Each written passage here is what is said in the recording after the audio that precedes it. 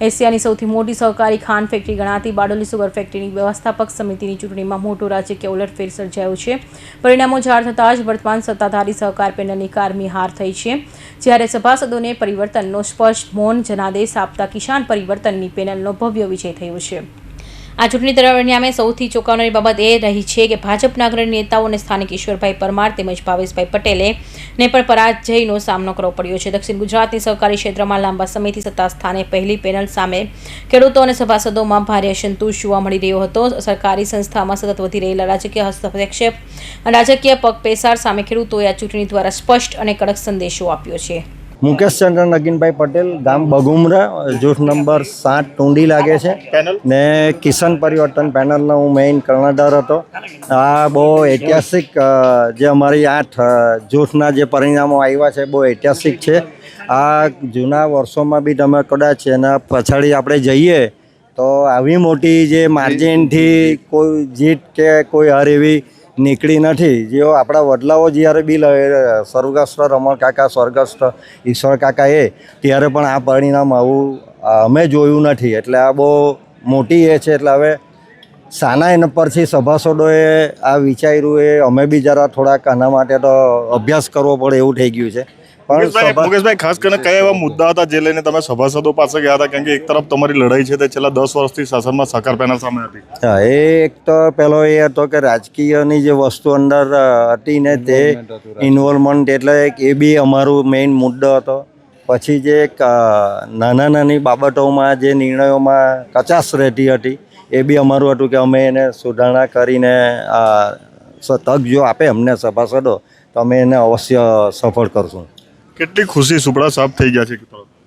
અમને તો 8 જૂથ સુધીના આવ્યા છે, 8 સાફ થઈ ગયા છે ને સુપડા સાફ થઈ ગયા છે ને એટલે પૂરે નહીં 8 સુધી તો થઈ ગયા તો 15 સુધી છે તો પૂરેપૂરા જ થઈ જવાના। તમે 8માં જ આટલે માર્જિનથી જોવો છો કે જ્યાં 450-500 થી એક ઉમેદવાર લીડથી નીકળતો હોય તો પાછા જે 5 હજુ બાકી છે એમાં બીજું કંઈ વિચારવાનું આવતું જ નથી। એ અવશ્ય આટલા માર્જિનથી જ બધા નીકળવાના છે। ખૂબ આનંદની વાત છે, ખૂબ આનંદની વાત છે ને સભાસદોએ જે અમને વિશ્વાસ મૂક્યો એમનો અમે ખૂબ ખૂબ આભાર। ને વિશેષ જવાબદારી બી આપી છે। હવે 5 વર્ષ માટે અમારે એ પુરવાર કરવાની રહેશે। ડૉક્ટર જયેશ સોલંકી, બારડોલી નાગરિક બેંકના ચેરમેન, દેવાંશી સર્જિકલ હોસ્પિટલના ઓનર, આજ રોજ બારડોલી સુગર ફેક્ટરીની યોજાયેલી ચૂંટણીમાં કિસાન પરિવર્તન પેનલનો ભવ્ય વિજય થયો છે। એમાં મારા ભાઈ શ્રી ભૂપેન્દ્રસિંહ તખતસિંહ સોલંકી ખરવાસા ઝોનમાંથી 440 વોટે વિજયી થયા છે। એ બદલ હું આખા સમગ્ર સભાસદોનો અને કિસાન પરિવર્તન પેનલનો ખૂબ ખૂબ આભાર। જય હિન્દ। તમારી કિસાન પેનલ અત્યાર સુધીમાં કેટલા વિજેતા થયા? લગભગ દરેક ઝોનમાં કિસાન પરિવર્તન પેનલ આગળ જ છે અને દરેક કિસાન પરિવર્તનના ઉમેદવાર વિજયી બનશે એવી આશા છે। 4 ડિક્લેર થયા છે। એક મોટા ઝોનમાંથી સતીશભાઈ જેમણે ભાવેશભાઈને 300 થી વધારે વોટોથી હાર આપી છે। સાંપુરા ઝોનમાં કિરીટભાઈ વિજયી થયા છે। ઓરણા ઝોનમાંથી અનિલભાઈ વિજયી થયા છે।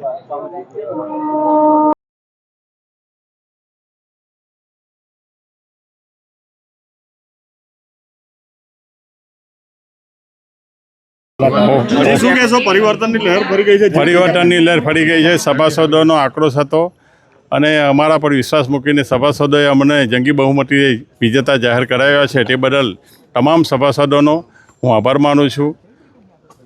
કેવા મુદ્દા પરિવર્તન માટે અસરકારક રહ્યા?